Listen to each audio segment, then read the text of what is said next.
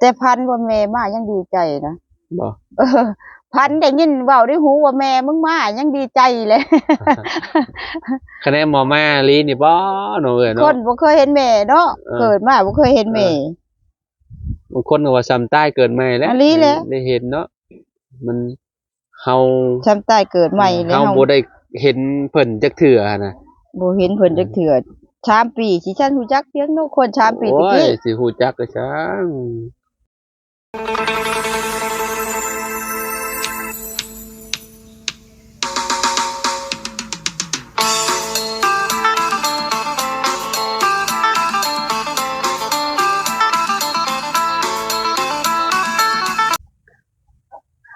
กราบสบายดีสวัสดีพ่อแม่พี่น้อง FC เบิร์ดสุขูสู่คนเด้อพี่น้องเด้อบอกว่าสิอยู่ในและกระต่างประเทศนะพี่น้องก็ยินดีต้อนรับเข้าสู่ช่องบ่าวลาวสตูดิโอนะพี่น้องเนาะมื้อนี้พี่น้องเฮาก็อยู่ที่เฮือนเอื้อยซ่อนนะพี่น้องเนาะมื้อนี้ก็ได้แวะเวียนมาหาเอื้อยเพิ่นพี่น้องเอ้ยเนาะพอดีว่าเว้าอ่าช่วงเฮามาสัมภาษณ์ตอนนั้นเลยพี่น้องเนาะทางเอื้อยเราเว้าว่าอันประมาณเดือน4เดือน5ว่าซั่นทางเมสิกลับมาบ้านยังประมาณนี้นะไปเบิ่งหมอเบิ่งหยังนะพี่น้องเนาะมื้อนี้ก็ได้เนาะแวะเวียนมาถามข่าวเราอีกครั้งนึงพี่น้องเอ้ยเนาะว่าได้เบาะแสทางแม่ละบ่หรือว่าจังใดเนาะไปเบิ่งไปชมกันพี่น้องเนาะไปพูดคุยกับเอื้อยเพิ่นกันเลยเนาะโอ้ตาเอื้อยเพิ่นก็นั่งท่าอยู่แล้วพี่น้องเอ้ยเนาะไปพี่น้องโดยพี่น้องเอ้ยเนาะสบายดีเอ้ยสบายดีสบายดีสบายดีล่ะสบายดีโอเคมอบหมากระเบิดให้ไอ้ซ่อนก่อนพี่น้อยเนาะเป็นยังไงเอ้ยอยู่ดีมีแฮงอยู่บ่ดีไม่แห้งอยู่เป็นยังไงเรื่องราวของแม่ยังมิดอยู่ยังมิดอยู่ยังบ่ได้ข่าวยังบ่ฮู้ข่าวเลยยังเงียบเลยคิดว่าเรามาแหละยังช่วงเข้ามาตอนนั้นเจ้าว่าอันหมอบอกว่าให้เอาเงินไปอีหยังตอนนั้นน่ะไปบ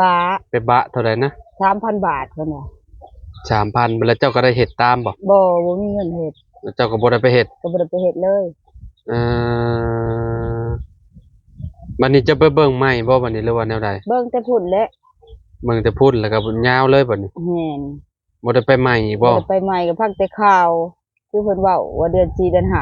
5ก็พังข่าวมาเรื่อยๆใกล้แล้วเด้นี่เนาะเดือน5ลาวหรือเดือน5สากลเดือน5ลาวนี่แหละ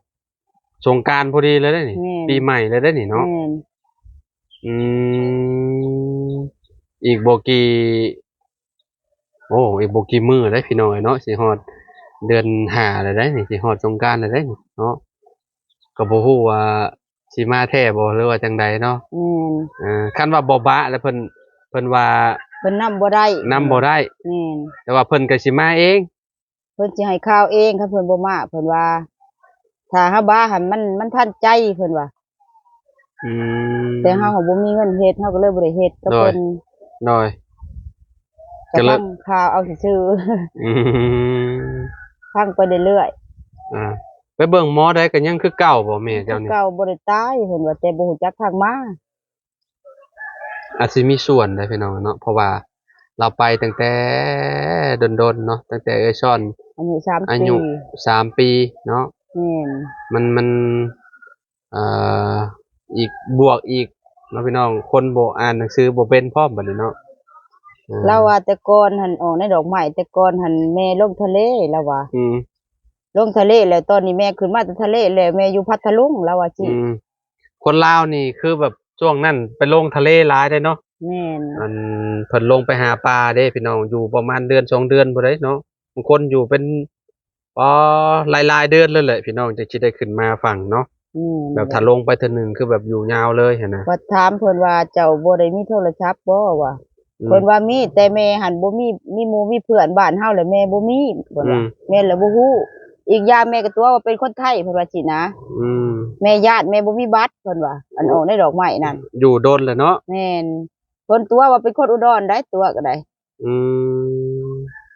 แต่ก่อนเจ้าก็เชื่อแหละเพราะว่าอยู่โดนเนาะแม่นแล้วแต่ก่อนเพิ่นเคยมาเพิ่นมาฮอดมุกดาหารเพิ่นนั่งเครื่องมาค่าเครื่อง 20,000 เพิ่นว่าแต่พัทลุงมาค่ะ ค่าเครื่องก็สิแพงแท้ 20,000เพิ่นว่า โอ้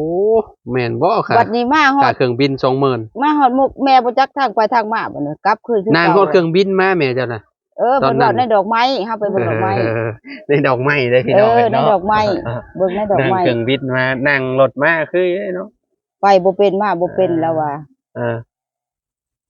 เป็นตัวว่าเป็นคนอุดรบัดนี้ อืม ญาติเขาจับว่าแม่บ่มีบัตรมีเบอร์ว่า อืม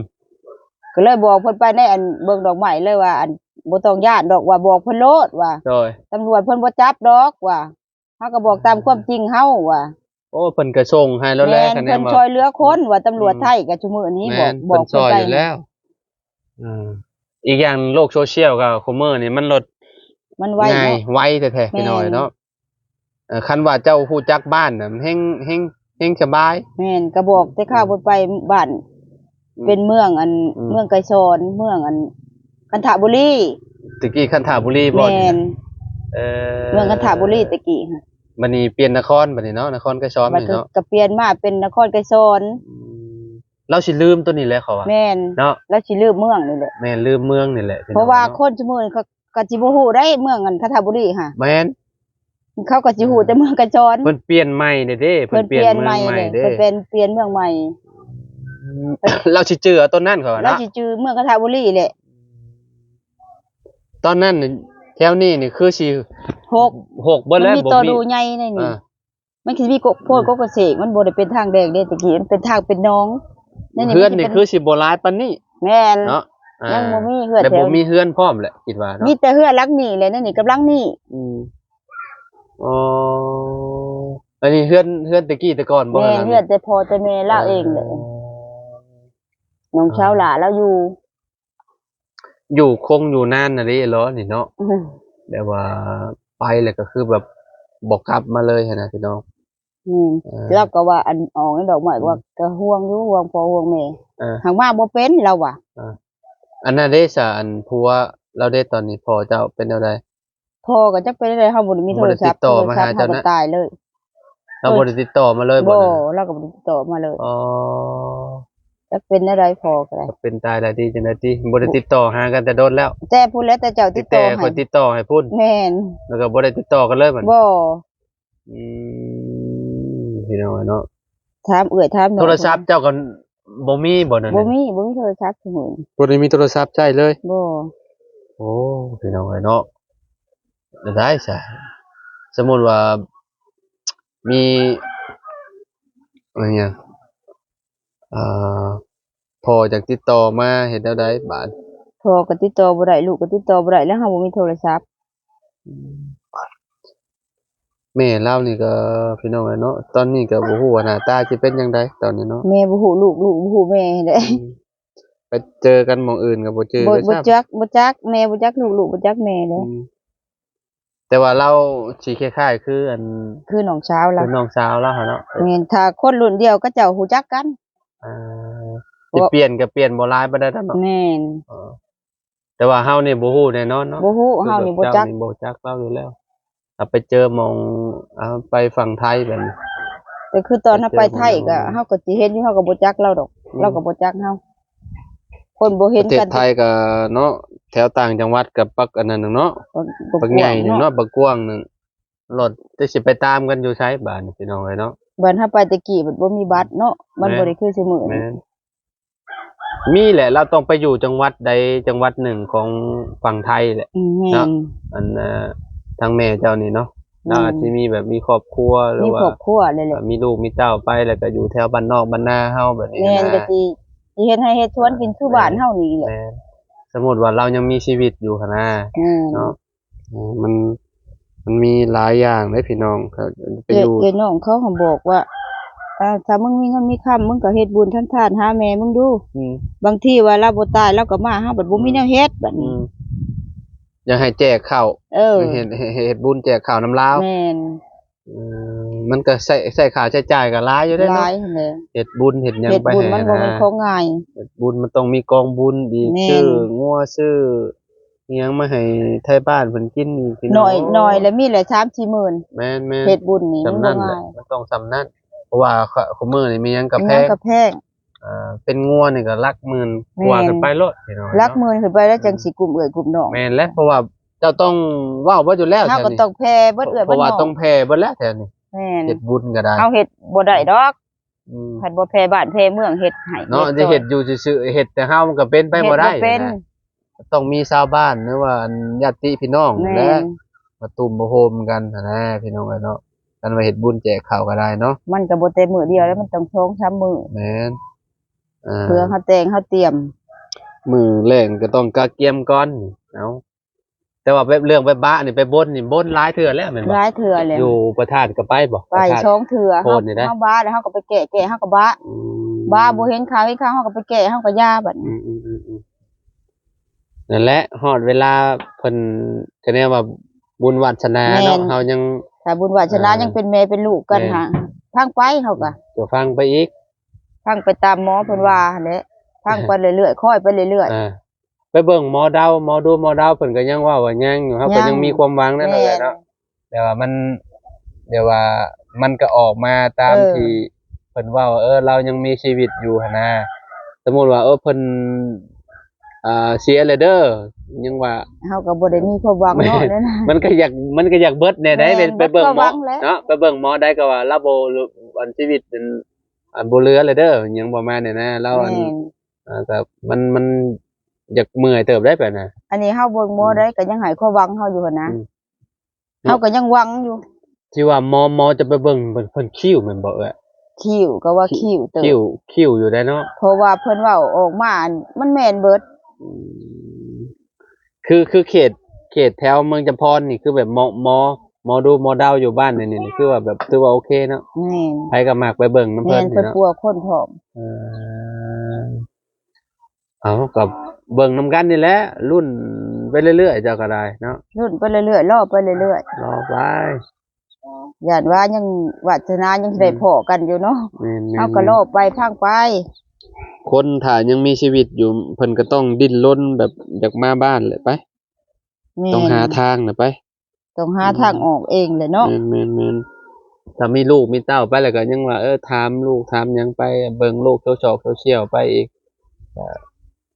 ถ้าเราได้เบิ่งก็ยังดีอยู่ได้เนาะอันนี้ว่าเบิ่งโลกโซเชียลเนาะ ยังสิได้เห็นแน่เนาะ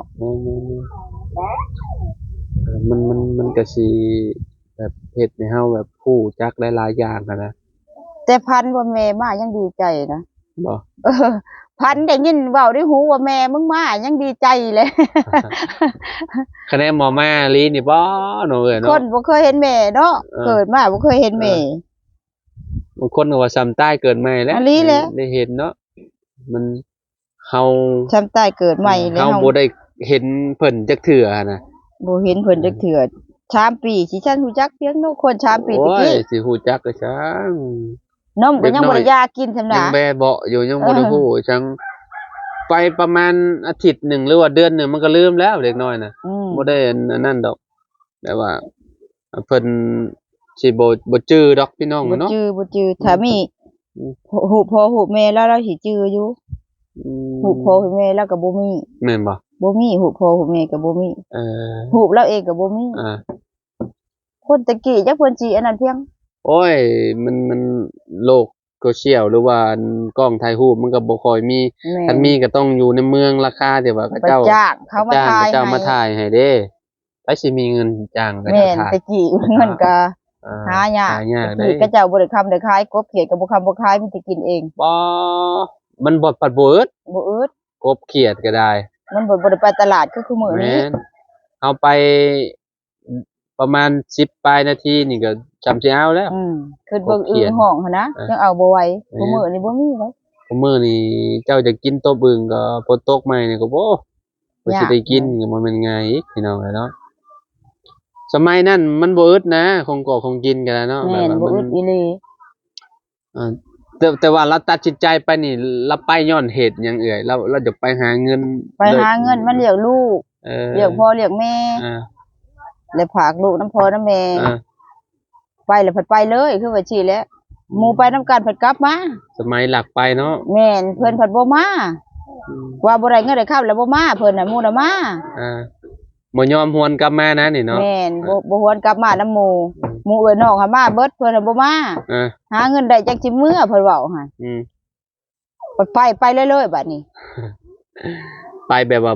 บ่อยากมาบ้านเลยเนาะไปช้ำตายเลยนะ พี่น้องเนาะแต่พวกไปแต่เฮิงมานี่ก็เจ้าเฮ็ดบุญหานี่เฮาว่าตายบ่ได้ยินข่าวเลยยังแต่แม่เฮาผู้เดียวนี่แหละเฮายังบ่ได้เฮ็ดจักเทื่อตั้งแต่เราไปเนาะแม่ตั้งแต่เราไปเจ้าก็บ่ได้เฮ็ดนะบ่ได้เคยเฮ็ดหาจักเทื่อบัดครับแต่เฮาไปบ้านไปบนออกในดอกไม้ยังว่าอัน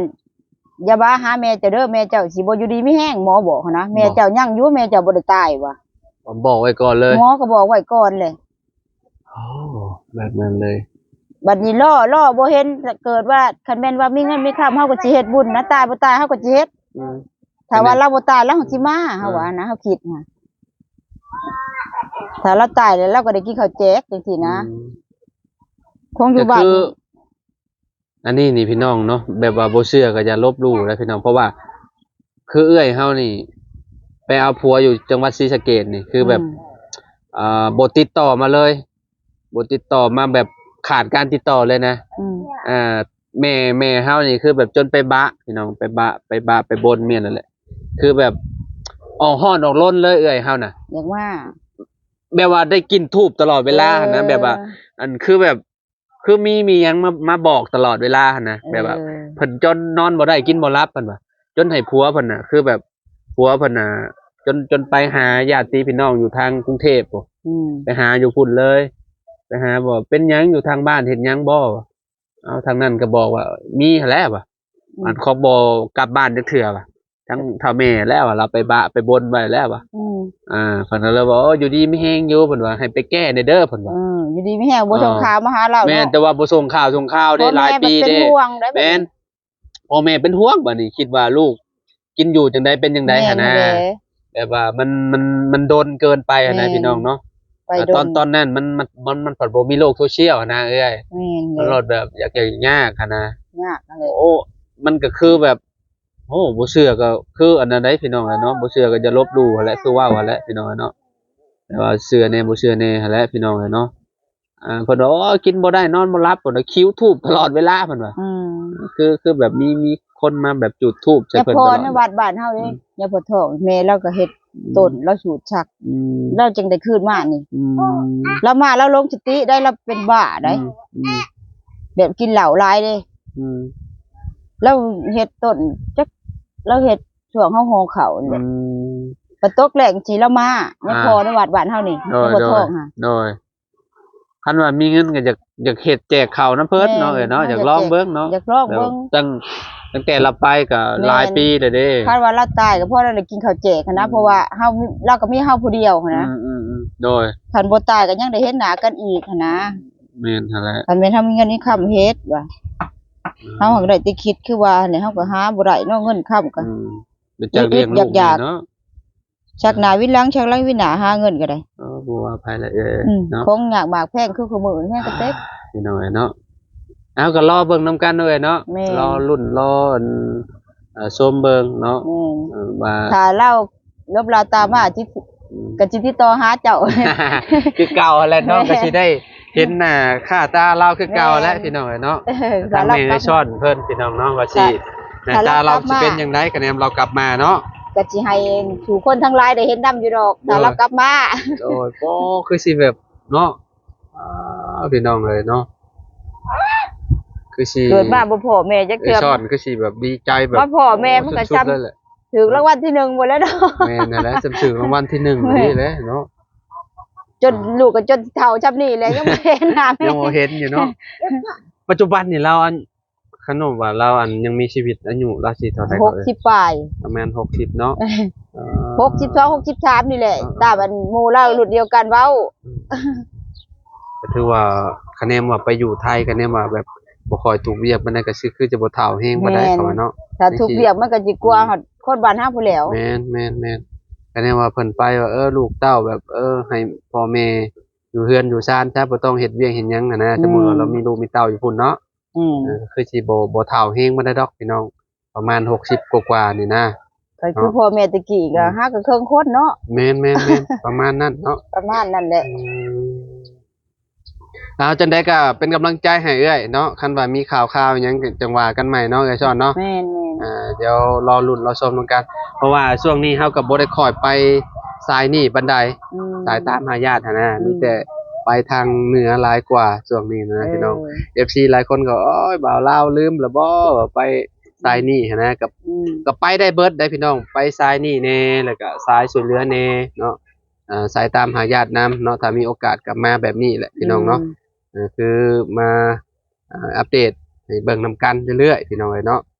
ทางไอ้ซ่อนเนาะมื้อนั้นก็ไปอันน่ะทางน้องน้องเอิญพอล่ามื้อนั้นพี่น้องเนาะไปอัปเดตให้ลูกครึ่งไทยลาวอยู่ฝั่งนั้นพี่น้องนะแต่ว่าอันนี้อันแม่ลาวลูกลาวคือตามหาแหละพี่น้องเนาะประกาศตามหาแต่ว่าก็ยังบ่ได้พ้อหลายๆเทื่อเลยแหละพี่น้องเอ้ยเนาะก็โดนแต่เนาะเอ้ยเนาะ โดนแล้วหลาย เพื่อ เทื่ จะ อ ได้ เลย เพื่อจะได้พ่อพี่น้องเอ้ยเนาะอันนี้ลูก เสาหล่าบ่นี่ แม่น เอ ผู้ที่สามอันนี้ โอเค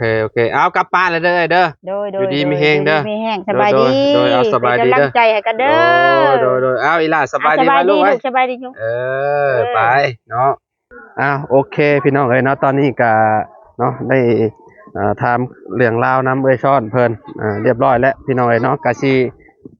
ประมาณนี้เนาะก็ยังบ่ได้พ้อกันง่ายดอกพี่น้องเอ้ยเนาะทางเอ้ยช้อนกับแม่ก็ได้เนาะคือสิโดนอยู่ดอกพี่น้องเอ้ยเนาะเอาขอบคุณพ่อแม่พี่น้อง FC เบ่ทุกคนเด้อที่ติดตามเด้อพี่น้องเด้อเอาไว้พ้อกันคลิปหน้าคลิปในเด้อสำหรับคลิปนี้ไปแล้วสบายดีพี่น้องพ้อกันคลิปหน้าเด้อ